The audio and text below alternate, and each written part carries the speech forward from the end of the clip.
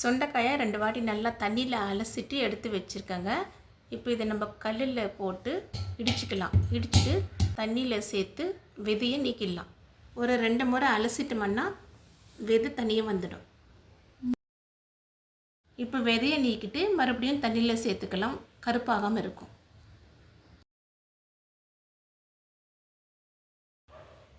நெல்லிக்காய் சைஸ் புளி எடுத்துக்கலாம்.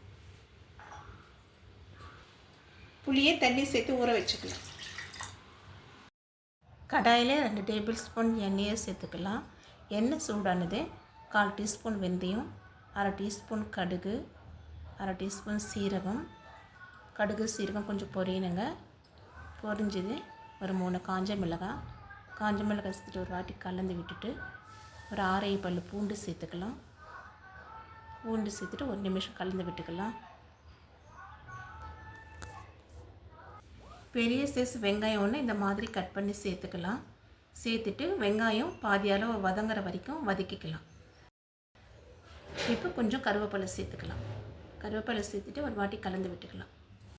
மீடியம் சைஸ் தக்காளி ஒன்று கட் பண்ணி சேர்த்துக்கலாம்.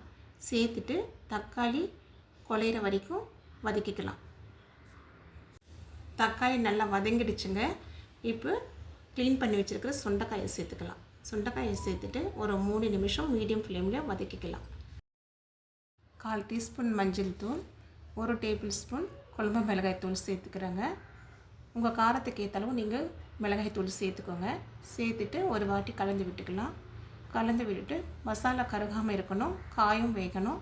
கொஞ்சமாக தண்ணி சேர்த்து காய் வேகிற வரைக்கும் மீடியம் ஃப்ளேமில் வேக வச்சுக்கலாம். சுண்டைக்காய் பச்சை வாசனை போயிடுச்சு, காயும் வெந்துடுச்சுங்க. இப்போ நம்ம புளி கரைசலை சேர்த்துக்கலாம். புளி கரைசலை சேர்த்துட்டு தேவையான அளவு உப்பு சேர்த்துட்டு மீடியம் ஃப்ளேமில் புளி பச்சை வாசனை போகிற வரைக்கும் குழம்பு வேக வச்சுட்டு ஸ்டவ் ஆஃப் பண்ணிடலாம். புளி பச்சை வாசனை போயிடுச்சு, குழம்பும் நல்லா வெந்துடுச்சுங்க. இப்போ ஸ்டவ் ஆஃப் பண்ணிடலாம். அவ்வளோதாங்க, சுண்டைக்காய் குழம்பு ரெடி ஆகிடுச்சு.